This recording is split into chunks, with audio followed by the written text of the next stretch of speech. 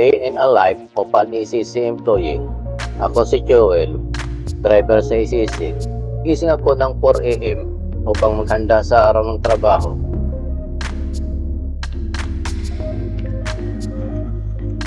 Magtitimpla muna ako ng kape.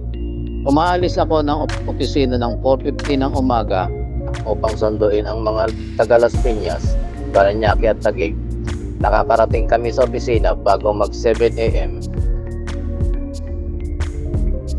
Off muna ako habang naghihintay ng next na biyahe.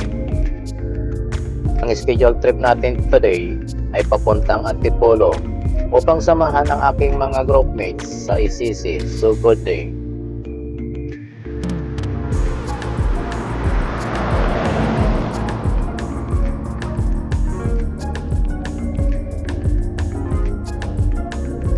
Kinumusta namin si Sir Eric. Malapit na pala siya ang makatanggap ng kanyang pangkabuhayan mula sa ACC.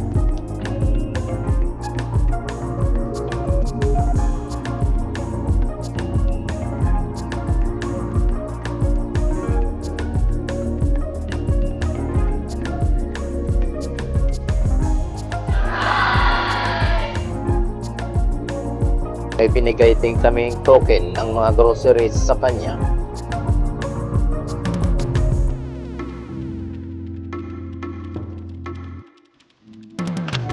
Kitang-kita ang saya sa mukha niya at nasurpresa namin siya.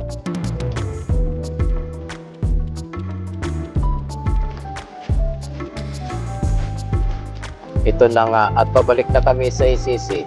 Ride safe always dahil layong biyahe ito at lagpas 1 oras.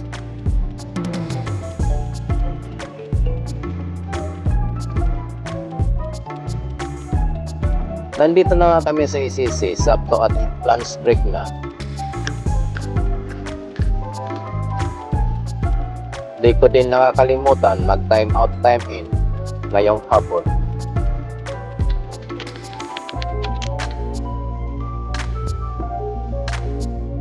Minsan man ay traffic, enjoy ko pa din ang pagdadrive.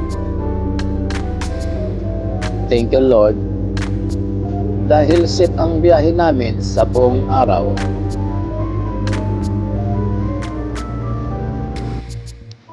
Mag-out na din ako for today. Happy 4th anniversary ACC.